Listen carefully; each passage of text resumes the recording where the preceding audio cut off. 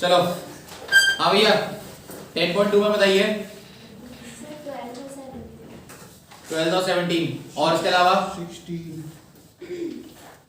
ठीक है जी और 12 से पहले है किसी का नहीं। हाँ भाई नंबर 12 किसका बेटा? सिंपल पेंडुलम का टाइम पीरियड आपका t1 दे रखा है जब अर्थ की सरफेस पे है और t2 टाइम पीरियड तब है जब इसे एक हाइट r ऊपर ले जाते हैं अर्थ की सरफेस से। तो हमें बताना है t2 और t1 का रेशियो क्या होगा। देखो जी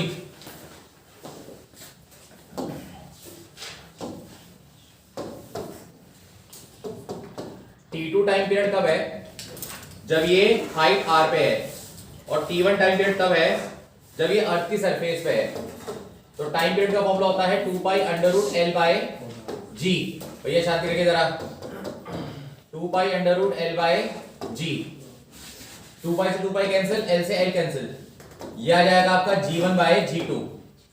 अच्छा देखिए g1 जो था वो एक्सेलरेशन ड्यू टू ग्रेविटी था अर्थ की सरफेस पे यानी कि स्मॉल g और जो g2 है वो हमारा टाइम पीरियड हो जाएगा sorry acceleration due to gravity हो जाएगा हाइट h पे। h हाइट का फॉर्मूला होता है r upon r plus h का होल स्क्वायर। लो जी g से g कैंसिल, स्क्वायर से अंडर रूट भी कैंसिल, ये आपका बनेगा r plus h upon r। Height भी आपकी कैपिटल R दे रखी है तो आंसर आएगा 2:1। ये आएगा t2 और t1 का रेशियो 2:1। इसके बाद number 16 the weight of the body at the center of earth is 0। क्यों? रेडियस 0। g0 सेंटर ऑफ पे g0 हो जाता भाई। रेडियस भी तो 0। तो रेडियस वाली बात हुई नहीं, आपको फॉर्मूला अलग लगता है ना, आप फॉर्मूला एक ही लगा रहे हो, अंदर जाते gm/r पर थोड़ी लगता है फॉर्मूला, क्योंकि मास भी तो चेंज होता है फिर। कौन सा फिर? जो फॉर्मूला लिखा है gd = g1/d/r, डेप्थ वाला। हाँ वो लगाओ। बकायदा सॉल्व भी कराया था कि at the centre of earth g0 होता है। हाँ भाई 17 किसका है?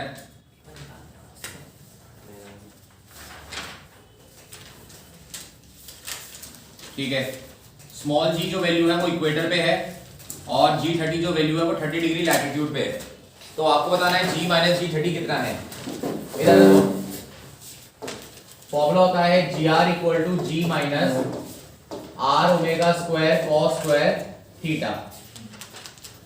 अच्छा अभी देख लो क्वेश्चन में हमें ऑलरेडी g दे रखा है तो मैं से g ना लेके से g डैश ले लेता हूं। सबसे पहले एट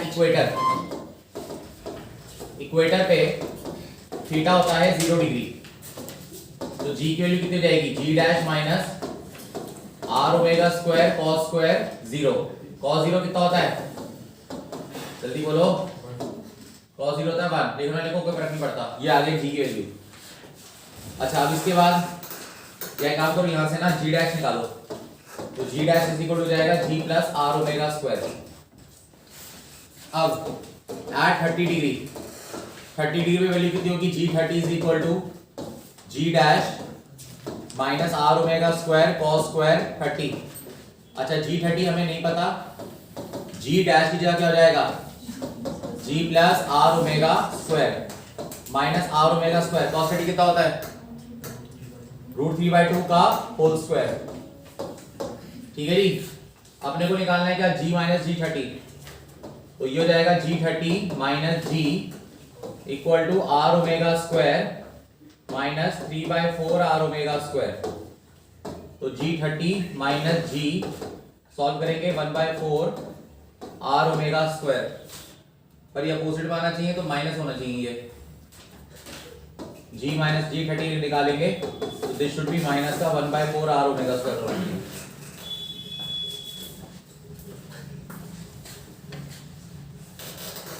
क्योंकि हम छोटी से बड़ी वैल्यू माइनस कर रहे हैं ना इसलिए।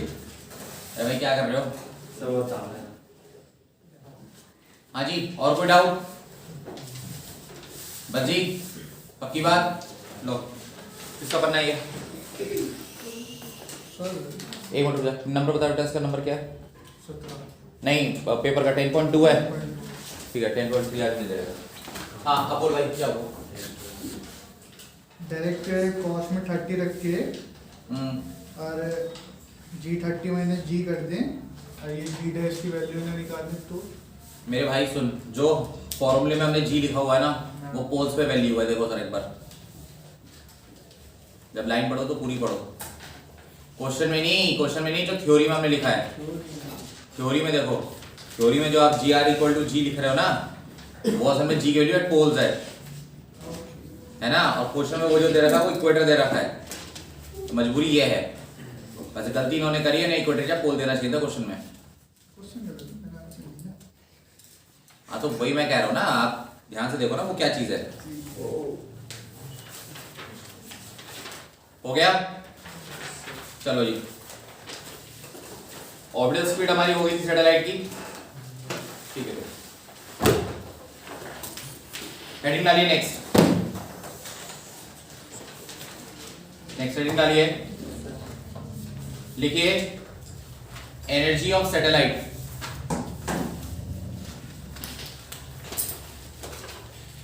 नेक्स्ट हेडिंग डालिए एनर्जी ऑफ सैटेलाइट।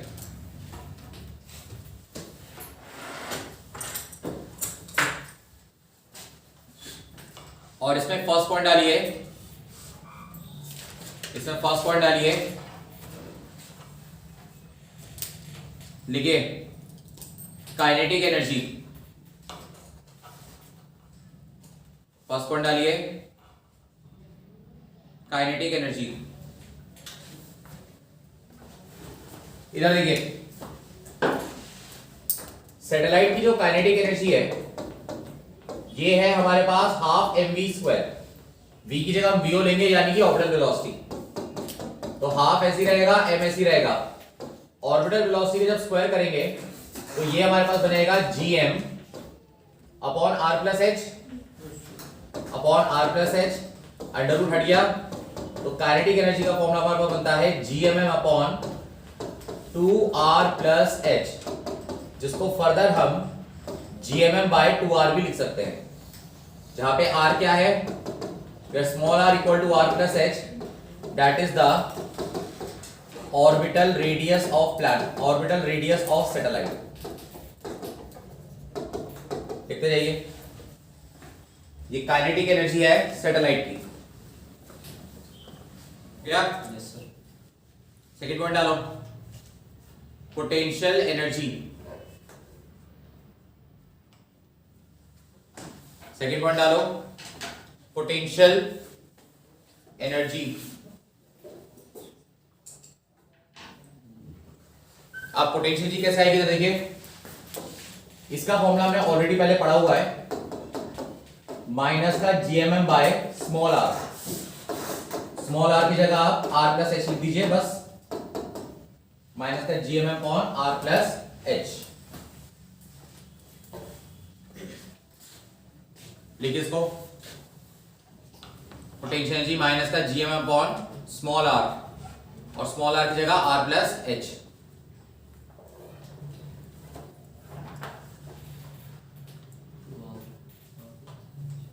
लिख लिया? अरे लिख लिया मुन्ना? नेक्स्ट लिखिए, तीसरा पॉइंट, टोटल एनर्जी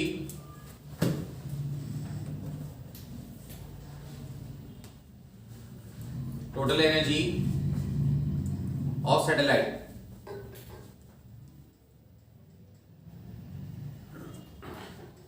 तीसरा पॉइंट है टोटल एनर्जी ऑफ सैटेलाइट। अब टोटल एनर्जी जो आती है ये है काइनेटिक और पोटेंशियल एनर्जी का सम। अच्छी बात क्या है कि काइनेटिक और पोटेंशियल दोनों के फॉर्मूले लगभग एक जैसे हैं, मतलब एक जैसी फॉर्म के हैं। तो जब हम इसको सॉल्व करते हैं तो माइनस का जीएमएम बाय 2r, ये है आपकी टोटल एनर्जी। अब इसके ऊपर कुछ इंपॉर्टेंट पॉइंट्स देखेंगे, स्टार पॉइंट लिख लीजिए या इंपॉर्टेंट पॉइंट लिख लीजिएगा, वो हम करेंगे इसके ऊपर।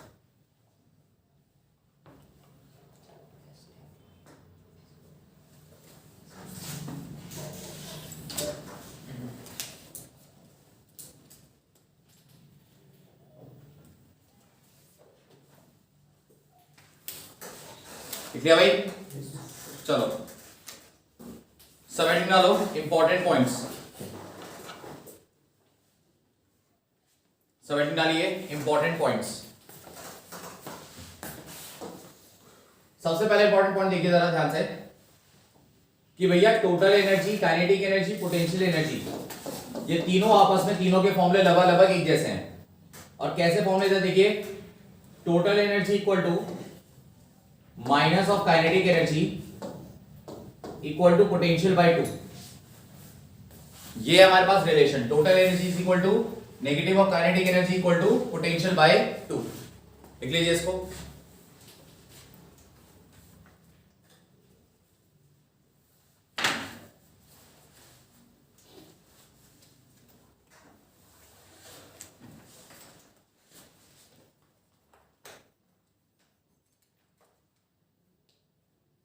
हो गया? तो सांस की आवाज नहीं आ रही है तो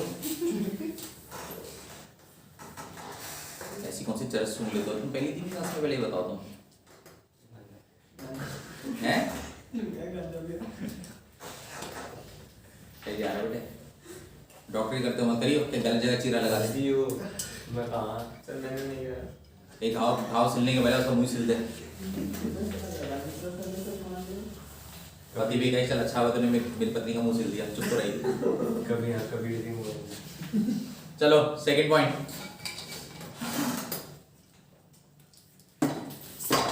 अच्छा जरा इस तीनों फॉर्मूले पे नजर मारेंगे। काइनेटिक एनर्जी तो चलो पॉजिटिव है, अब वो पॉजिटिव होती भी है, वो हमें पता है। लेकिन देखिए पोटेंशियल एनर्जी नेगेटिव है और टोटल एनर्जी नेगेटिव है, क्योंकि देखो GM रेडियस और हाइट, ये पांचों चीजें पॉजिटिव होती हैं, लेकिन माइनस लगने की वजह से पोटेंशियल एनर्जी नेगेटिव हो जाएगी। सेम यहां पे देखिए टोटल एनर्जी के साथ भी यही सीन है कि ये GM स्मॉल r चारों चीजें पॉजिटिव हैं, पर माइनस लगने की वजह से टोटल एनर्जी नेगेटिव हो जाएगी। तो सवाल यही है कि आखिर नेगेटिव टोटल एनर्जी और नेगेटिव पोटेंशियल एनर्जी क्या क्या सिग्निफाई करती हैं। तो अगला पॉइंट हमने नेगेटिव पोटेंशियल एनर्जी के लिए लिखेंगे। लिखो, negative potential energy signifies, negative potential energy signifies attractive nature, signifies attractive nature of gravitational force,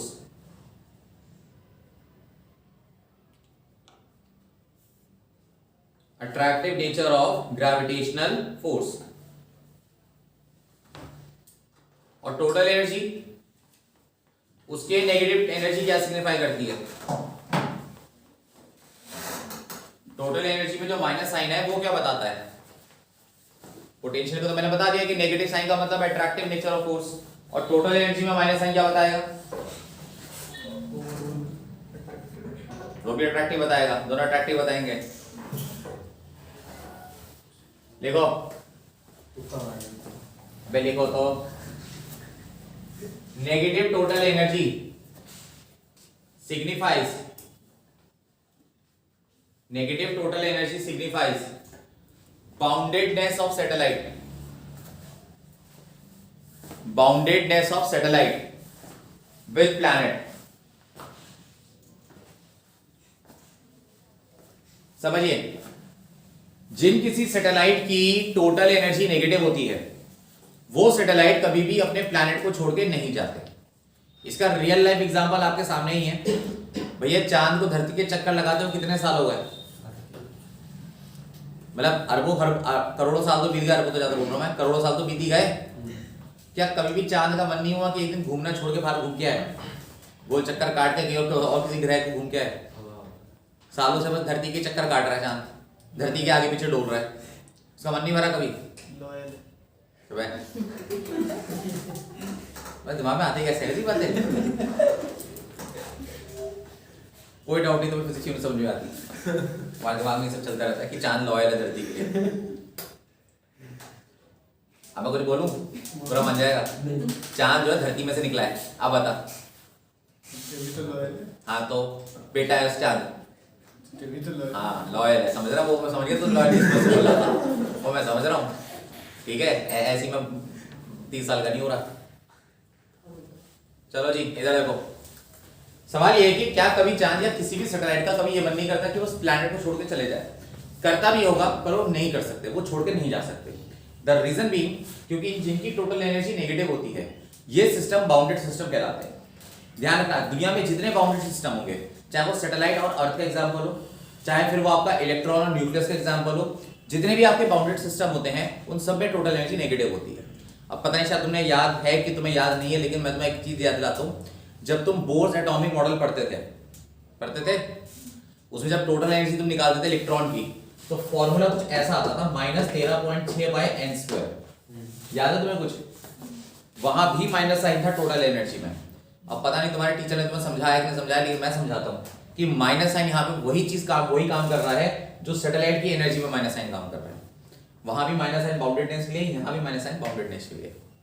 बात समझ में आ गई? ठीक है जी, पॉइंट लिखवा दिया बनी है, पक्की बात। चलो फिर बाउंडेडनेस। हाँ बेटे, बाउंडेडनेस बाउंडेडनेस का मतलब होता है कि उसको छोड़ के नहीं जाएगा। जैसे ये अर्थ है ना, तो अर्थ के चारों तरफ मून इसी फिक्स एरिया में घूमता रहेगा, मतलब कभी भी गोल गोल घूमता हुआ ऐसे नहीं निकल जाएगा बाहर।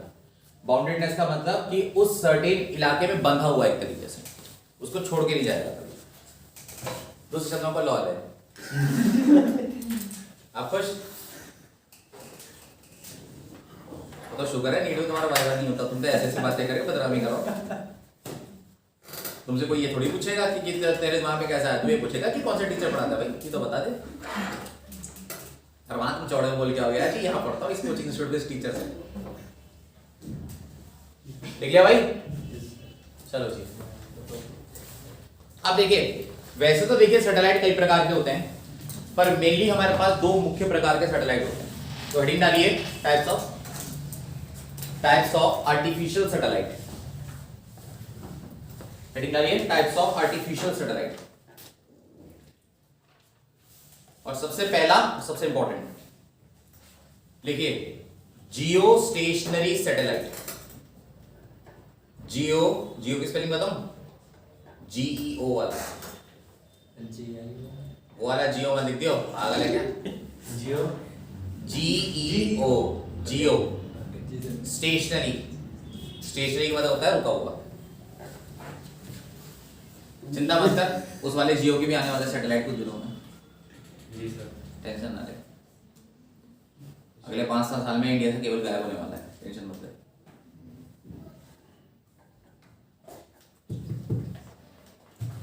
हाँ भैया, तो जियो स्टेशनरी सैटेलाइट का क्या अर्थ है? जियो का अर्थ होता है अर्थ, जियो का मतलब होता है धरती, और स्टेशनरी का मतलब होता है रेस्ट। अर्थात एक ऐसा सैटेलाइट जो कि अर्थ के रिस्पेक्ट में या अर्थ से देखने में हमेशा हमें रुका हुआ दिखाई दे। एक ऐसा सैटेलाइट जो कि धरती से देखने पे हमेशा हमको रुका हुआ दिखाई दे, इस प्रकार के सैटेलाइट को कहा जाता है जियो स्टेशनरी सैटेलाइट। अब बच्चा कई सवाल पूछ सकता है, जैसे पहला सवाल तो ये पूछेगा कि सर एक बात बताओ, धरती तो अपनी एक्सिस पे घूम रही है ना, और सैटेलाइट जो है वो भी धरती के चक्कर काटते ही काटता है, तो फिर वो सैटेलाइट हमें रुका हुआ कैसे दिखाई दे सकता है? अगर धरती भी गोल घूम रही है, सैटेलाइट भी गोल घूम रहा है, तो वो सैटेलाइट हमें रुका हुआ कैसे दिखाई दे सकता है? वो धरती के साथ वो धरती के साथ साथ घूम रहा है, धरती की एंगुलर स्पीड से ही। ठीक है जी, तो सुन लिया ध्यान। पहली बात, जितना टाइम अर्थ को अपनी एक्सिस पे लगता है, बेटा सीधे बैठ जा जरा, कोई बात नहीं, मैं बता दूंगा सर, ना मुझे बता, अगर बताने लायक बात है तो नहीं, मतलब बात ऐसी होनी चाहिए सब सुन सके। अगर सबको कान बंद करके सुननी पड़े तो ऐसी बात बोली होगा। ठीक है, इधर तो भैया ये आपको पता है कि अर्थ अपनी एक्सिस पे एक चक्कर कितने टाइम में काटती है? कितने में?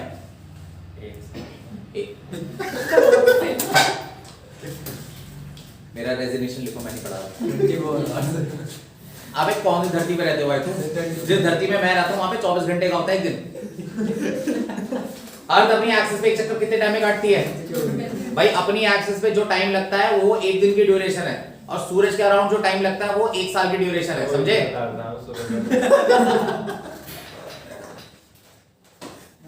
बेटा रिकॉर्डिंग हो रही है, प्ले करवा दूंगा, पता चल जाएगा क्या बता रहा है। 24 आवर्स लगते हैं अर्थ को अपनी ही एक्सिस पे, अपनी ही दूरी पे एक चक्कर काटने में, है ना।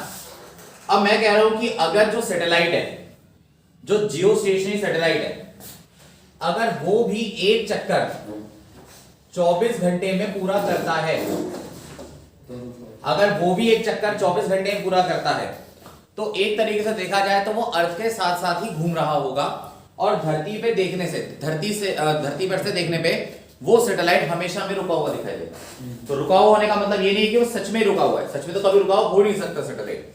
सिर्फ एक चीज हो सकती है कि अगर ये सैटेलाइट अर्थ के साथ साथ ही रोटेट करे, तो फिर क्या होगा, धरती पे कोई भी आदमी होगा उसको यही लगेगा कि भाई ये सैटेलाइट जो है उसके जस्ट सर के ऊपर है और रुका हुआ है, पर असल में वो भी नहीं रुका हुआ, ना सैटेलाइट रुका हुआ है, दोनों सेम एंगुलर स्पीड से ट्रैवल कर रहे हैं। बात समझ में आई?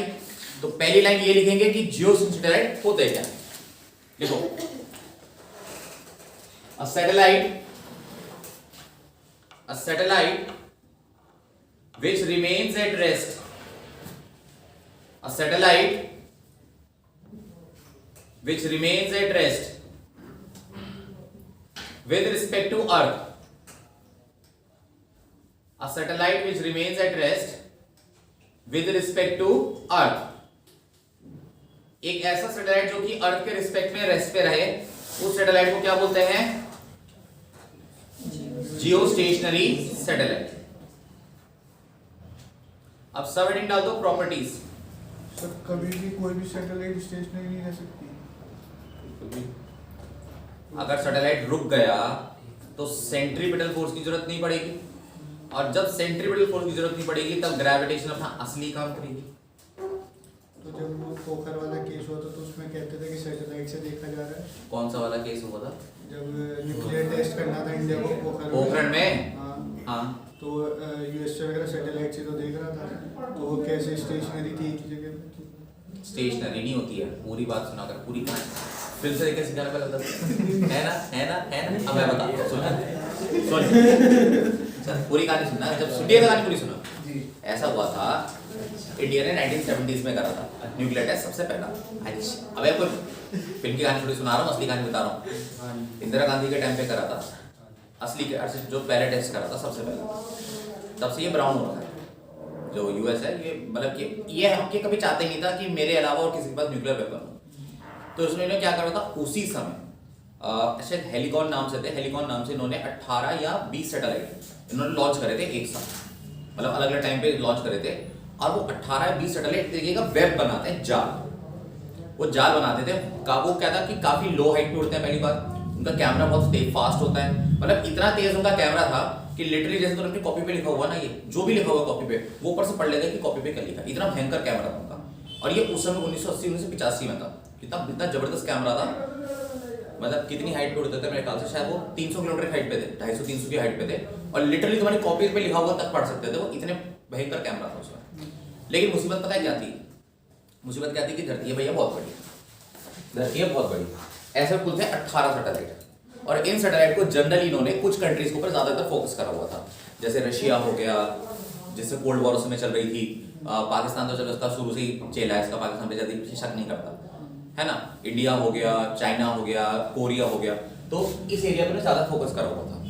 तो हुआ क्या था कि ये सैटेलाइट क्या होते हैं, जब रोटेट करते हैं तो कुछ वक्त के लिए एक ऐसा समय आता है हर जगह पे, एक ही हर जगह पे कुछ समय के लिए ऐसा वक्त आता है कि एक सैटेलाइट जब जा रहा होता है, दूसरा सैटेलाइट आ रहा होता है, और कुछ वक्त होता है जब उस एरिया पे किसी की नजर नहीं पड़ती। हाँ, इसको ब्लैंक स्पॉट बोलते हैं। ये एक नहीं है, हर सैटेलाइट को, दुनिया के हर सैटेलाइट का होता है, ये एक का नहीं होता, ये हर सैटेलाइट का होता है। ठीक है, अब यूएस वो होता है कि उसमें दिमाग चढ़ा हुआ था कि साला कि अगर 1 घंटे का जब ब्लैंक स्पॉट है या 2 घंटे का ब्लैंक स्पॉट है, 2 घंटे में कोई क्या ही कर लेगा, 2 घंटे में भाई न्यूक्लियर असेंबली सेटअप करना आसान काम थोड़ी होता है। तो उन्होंने उन्हें यही बनाया, ठीक है, जो वर्ड है वो आप जोड़ लो, उन्होंने यही बनाया उसको। तो सब कुछ सेटअप सब करवाया, और उनको हमेशा ऐसा भरोसा दिलवाया कि वहां पे कुछ हो ही नहीं रहा।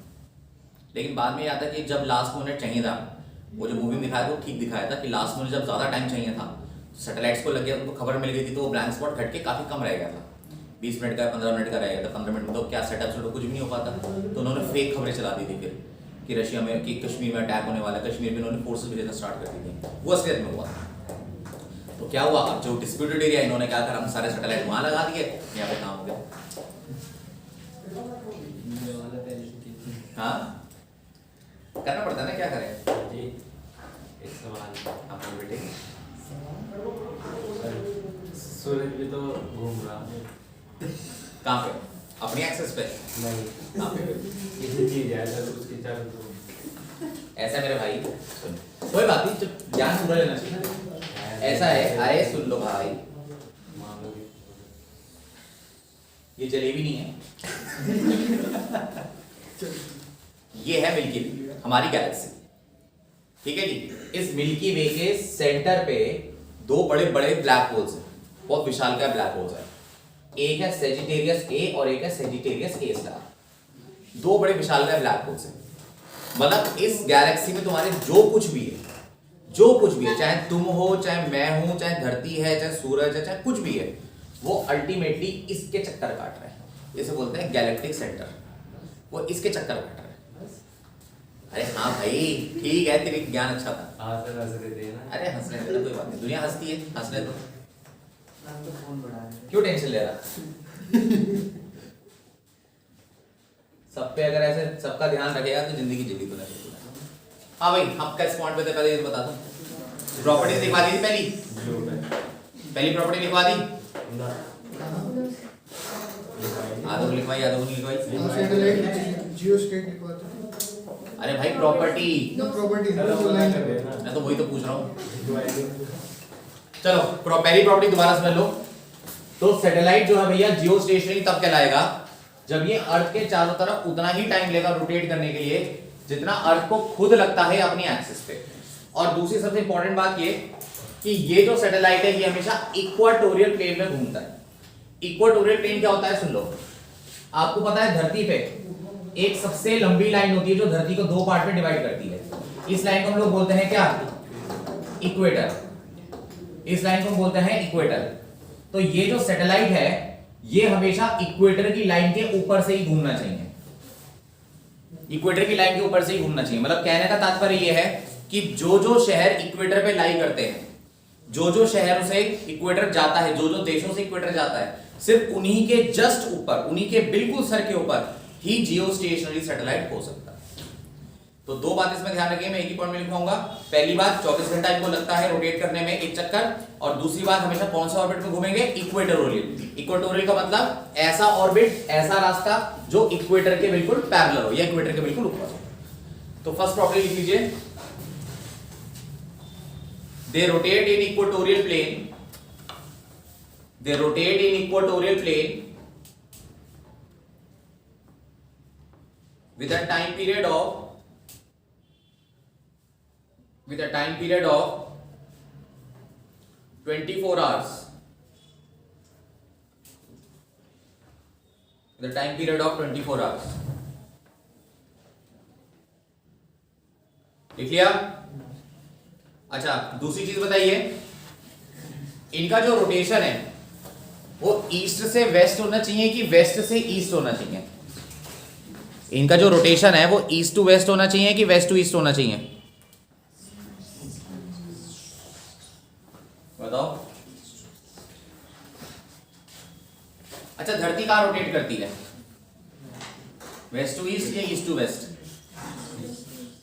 धरती कहाँ रोटेट करती है, ईस्ट टू वेस्ट। अबे धरती रोटेट करती है वेस्ट टू ईस्ट, तभी सूरज तुम्हें ईस्ट से वेस्ट जाता हुआ दिखता है। धरती जो हमारी है वो पश्चिम से पूरब की तरफ घूमती है, समझे? इसलिए सूरज हमें ईस्ट से वेस्ट यानी पूरब से पश्चिम जाता हुआ दिखाई देता है। सूरज तो अपनी जगह ये धरती के लिए, वो तो धरती गोल घूमती है ना। बचपन में पढ़ाया गया होगा ना कि sun rises from east set in west, sun rises from east set in west, ठीक है, लेकिन गलत पढ़ाते थे। असली ये है कि सूरज वहीं रहता है, धरती गोल घूमती है। और धरती कहाँ से कहाँ घूमती है, वेस्ट से ईस्ट की तरफ। तो भैया ये जो सैटेलाइट है ना ये धरती के साथ साथ घूमना चाहिए, मतलब कहां से कहां जाना चाहिए, वेस्ट से ईस्ट। ठीक है जी। तो दूसरा पॉइंट लिख लीजिए, the sense of rotation of GS satellite, GS मतलब geostationary, the sense of rotation of GS satellite must be from west to east. Must be from west to east. लिख लिया? अच्छा, तीसरी बात पे गौर करें। देखो जी, इसका जो टाइम पीरियड है ये कांस्टेंट है, मतलब इसका टाइम पीरियड 24 आवर हमेशा रहना ही रहना है। तो फिर क्या होगा, टाइम पीरियड को 24 आवर करने के लिए इसकी हाइट भी कुछ फिक्स होनी चाहिए। तो इसकी हाइट जो होती है लगभग 36,000 किलोमीटर होती है। कितनी हाइट होती है लगभग? हाँ जी, लगभग कितनी हाइट होती है इसकी? 36,000 किलोमीटर इसकी। अरे इधर देखो, लगभग इसकी हाइट होती है वो 36,000 किलोमीटर होती है above the surface of earth, जिसको आप नियरली कह सकते हो कि 6 गुना है अर्थ की रेडियस का। यानी कि जितनी अर्थ की रेडियस होती है लगभग उसके 6 गुना डिस्टेंस पे, लगभग उसके 6 गुना डिस्टेंस पे जियो स्टेशनरी सैटेलाइट रखे जाते हैं। हाँ या ना मुन्ना? तो इसको भी लिख लीजिए आप। Height of GS satellite, height of GS satellite must be around 36,000 kilometer, must be around 36,000 kilometer, kilogram, kilometre. लिख लिया? चलो जी, इतनी बात समझ में आ गई। परंतु यक्ष प्रश्न ये है, मुख्य प्रश्न ये है कि इस तरह के सैटेलाइट को बनाने का हमारा औचित्य क्या है, फायदा है? सैटेलाइट को घूमने दो, क्या दिक्कत है? क्यों में स्टेशन रखना, क्यों में जगह पे फिक्स रखना? असल में मेन काम क्या है कि ये जो जियो स्टेशनरी सैटेलाइट्स हैं ये कम्युनिकेशन के लिए काम करते हैं। अरे ये कम्युनिकेशन पर्पस में आते हैं। जो आप मोबाइल टेलीफोन, मोबाइल पे बात कर रहे हो, या जो ज्यादातर ब्रॉडबैंड आप इस्तेमाल कर रहे हो, या जितना फाइबर ब्रॉडबैंड, फाइबर तो एक मीडियम है, असली में से उस मीडियम को ब्रॉडबैंड बोला जाता है। ठीक है जी, तो चलिए, हाँ, तो जो ब्रॉडबैंड आप इस्तेमाल कर रहे हो, जो आप मोबाइल पे कम्युनिकेशन कर रहे हो, या रेडियो कम्युनिकेशन है, टेलीविजन जो आपके घरों में आ रहा है, कैसा भी कम्युनिकेशन है, वो पॉसिबल हो रहा है because of the Jio stationery satellite. अब इसका मैं सीधा उदाहरण देता हूँ। तो में से किसी घर में डिश टीवी लगा, डिश एंटीना लगा हुआ है। चलो, कभी अगर तुम्हारे घर में जैसे डिश टीवी जब स्टार्टिंग में इंस्टॉलेशन हुई होगी, तो भाई साहब उसने वो जो छतरी होगी, जैसे एंटीना बोलते हैं, तो उसने वो अपने हिसाब से लगाया होगा, अपनी तरफ से। उसके बाद एक डिवाइस होता है, उस डिवाइस की मदद से लगाया होगा कि इसी डायरेक्शन में, इस दीवार पे इस डायरेक्शन में लगेगी। वहां तो उसे बहस नहीं कर सकते, भैया नॉर्थ फेसिंग में लगाओ, अच्छा लगेगा, वास्तु के हिसाब से अच्छा है। भैया रैपटी देखा तुम्हारे, वो एक पर्टिकुलर डायरेक्शन में ही लगाएगा। अब वो पर्टिकुलर डायरेक्शन पता है कौन सी होती है? जिस डायरेक्शन में जियो स्टेशनरी सैटेलाइट होगा उसी डायरेक्शन में वो डिश एंटीना को लगाएगा। और कभी कभी क्या होता है कि जैसे उसको कोई चिड़िया बैठ गई, या हमारे घर वाले कुछ एडवांस होता है ना, वो क्या करते हैं, डिश एंटीना में रस्सी बांध देते हैं और उसमें कपड़े फैलाते हैं। तो इतना सेंसिटिव होता है वो कि वो जब चिड़िया के बैठने से अगर वो हिल सकता है, तो कपड़े डाले के टेढ़ा बेड़ा हो गया, या बॉल लगे कभी खेलते खालते, हवा से होता नहीं, हवा तेज होनी चाहिए। हाँ, वही करो, हवा तेज होनी चाहिए। अगर फूंक मारने से भी अगर हिल जाएगा तो फायदा है क्या उसका? तो तेज हवा जैसे अगर चलती है तो उससे भी डिश एंटीना खराब हो जाता है, सिग्नल नहीं आते हैं। और कारण वही है, सिंपल सी बात है, अगर ये इस डायरेक्शन में ना होके इस डायरेक्शन में मुड़ गया तो यहाँ सैटेलाइट थोड़ी है सिग्नल को देने के लिए। तो इसी कारण से जियो स्टेशन सैटेलाइट की पोजीशन फिक्स रखी जाती है, ताकि इंडिया में कहीं पे भी एंटीना वाला सिस्टम, चाहे वो तुम्हारे घरों का डिश टीवी हो, चाहे तुम्हारे मोबाइल टावर का एंटीना हो, या फिर जैसे कोई रेडियो चैनल का, कोई टीवी चैनल का एंटीना हो, वो पर्टिकुलर डायरेक्शन में ही फिक्स करके रखें। वरना पता है मुसीबत क्या होगी? मुसीबत ये होगी फिर हर बार अगर ये फिक्स ना होते, जियो सैटेलाइट पोजीशन में फिक्स ना होते, तो हर बार पहले तुम्हें चेक करना पड़ता कि सैटेलाइट आज और अभी कहाँ है। जैसे सुबह जैसे मान लो कि दिन में मम्मी को कुछ सीरियल देखना है, मम्मी ने तुमसे कहा कि जा बेटे काम कर, सैटेलाइट सेट कर, क्या हुआ? फोन आ गया। चल बढ़िया, मम्मी का ना,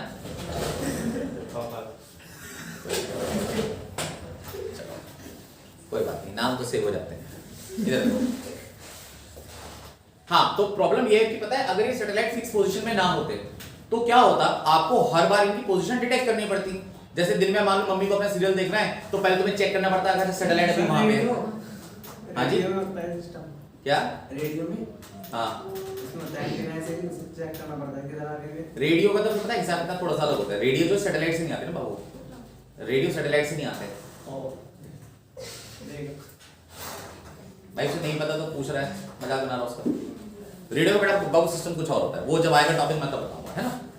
तो प्रॉब्लम ये है कि जियो सैटेलाइट का पोजीशन चेंज करता तो आपको एंटीना अपना घर का जो डिश टीवी है उसको बार बार चेंज करना पड़ता, वो आपके लिए भी हर बार पॉसिबल नहीं था।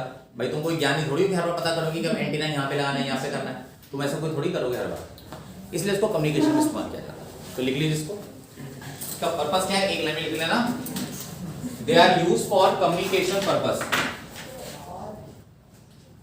दे are use for communication purpose, इन्हें कम्युनिकेशन के लिए प्रयोग किया जाता है। लिख लिया भाई। अच्छा, सेकेंड टाइप का सैटेलाइट लिखिए, पोलर सैटेलाइट्स। सेकेंड टाइप का सैटेलाइट लिखो, पोलर सैटेलाइट।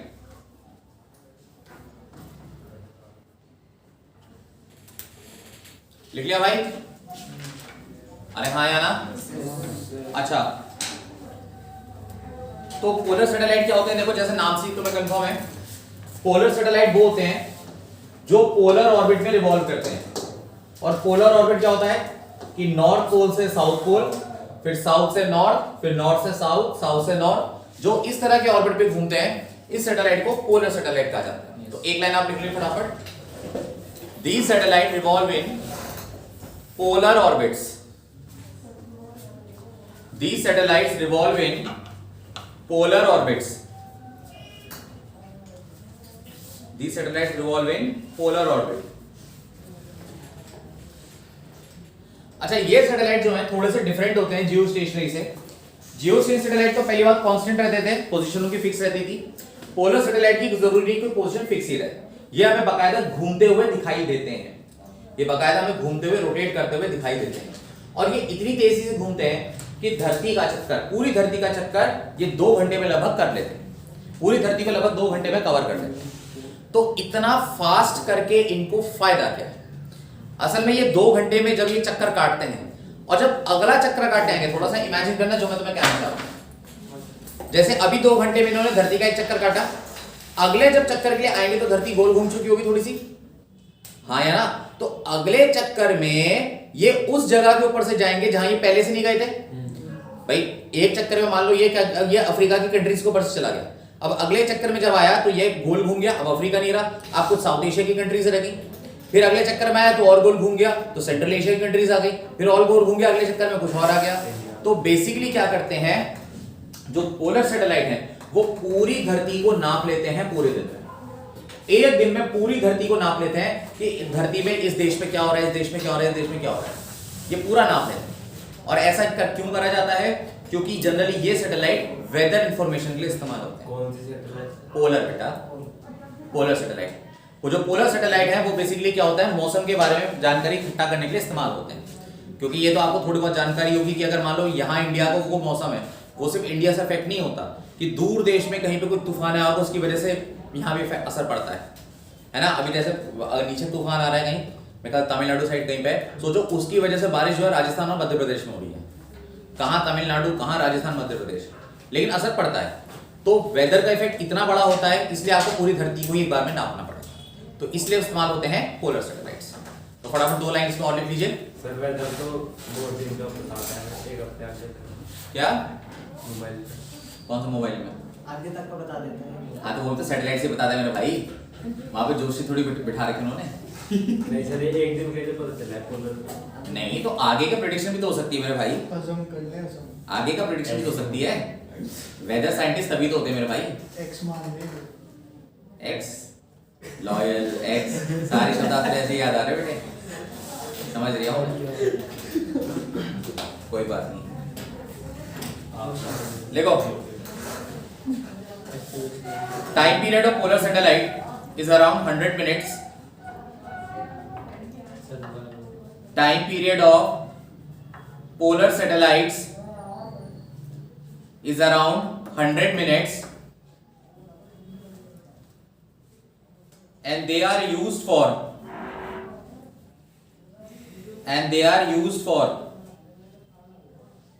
remote sensing.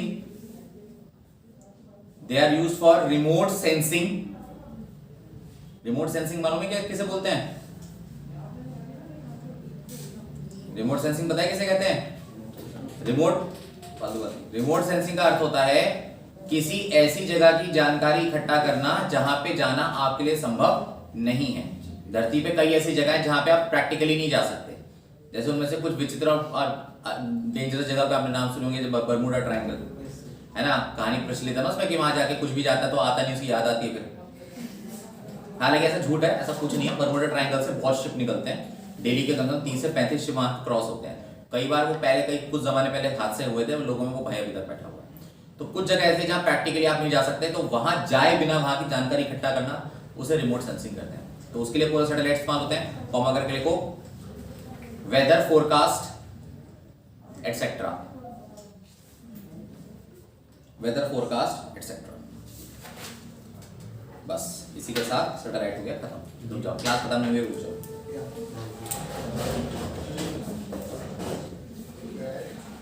अबे 11वीं क्लास बैठी है।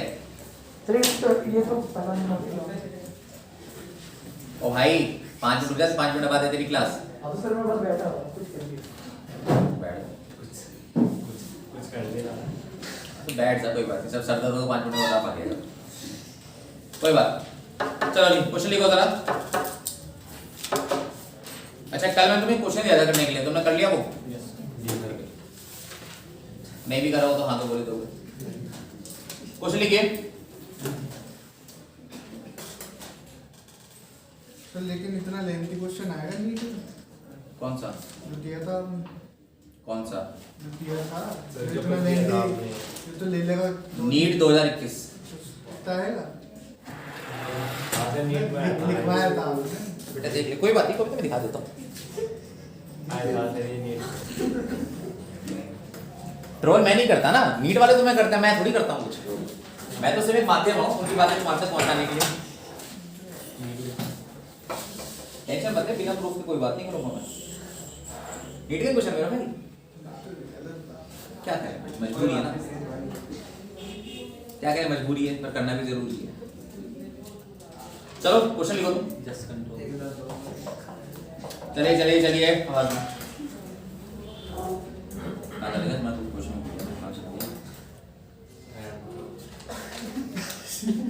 आलतू बात करेगा ना, बड़ा लिखो जी। A remote sensing satellite,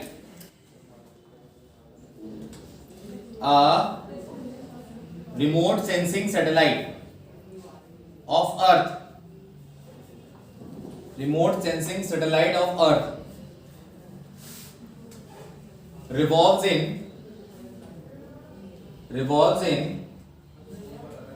circular orbit, revolves in circular orbit at a height of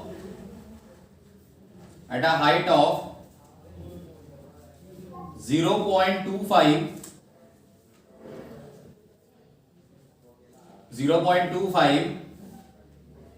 into 10 raised to the power 6 meter, 0.25 into 10 raised to the power 6 meter above surface of Earth, above surface of Earth.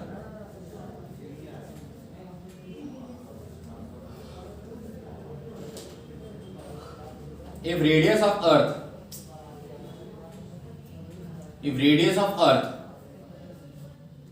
is 6.4, if radius of Earth is 6.4 into 10 raised to the power 6, 6.4 into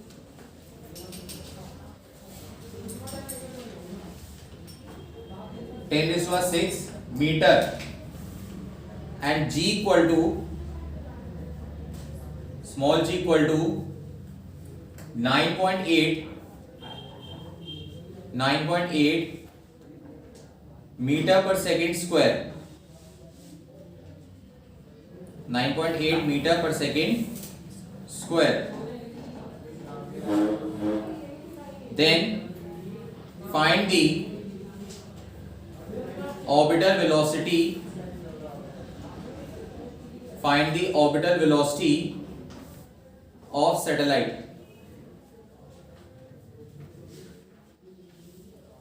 find the orbital velocity of satellite।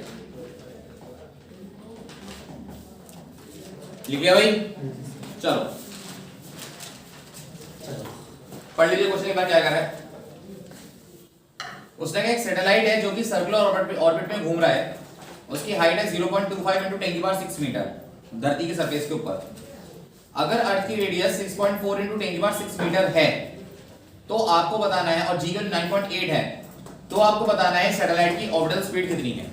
मैं इसे थोड़ा solve करा देता हूं, calculation तुम घर में कर लेना। देखो जी, ऑर्बिटल स्पीड का फॉर्मूला होता है बेटा अंडर रूट में gm/r+h। प्रॉब्लम क्या है कि हमें अर्थ का मास नहीं दे रखा, तो हम क्या करेंगे, इस फॉर्मूले को कन्वर्ट कर लेंगे gr² में। हम इसको इस फॉर्मूले में कन्वर्ट कर लेते हैं। अच्छा, थोड़ा सा इसको सिंपलीफाई करते हैं, देखो कैसे, देखते जाना। ऊपर बाबू gr² ऐसे ही रहेगा, नीचे से काम करो r कॉमन निकाल लो, तो ये बना 1+h/r। एक r से एक r हो गया कैंसिल, तो ये बना आपके पास क्या, gr/1 +h/r। Now putting all the values, small g की जगह हो गया 9.8, रेडियस की जगह हो गया 6.4 into 10⁻6, 1 प्लस हाइट कितनी हो गई 0.25 into 10⁻6 डिवाइडेड बाय 6.4 into 10⁻6। तो बाबू ये 10⁻6 से 10⁻6 कैंसिल हो गया। अब बस ये जो बचा इसको बाकी तुम कैलकुलेट करते रहना। चलो नोट कर लो इसे, बस आज के लिए इतना ही होगा, बाकी बातें करेंगे कल। कल से थोड़े से क्वेश्चन और करेंगे और कल से हम शुरू करेंगे कैपलर्स लॉस। इसी के साथ आपका ग्रेविटेशन हो जाएगा समाप्त।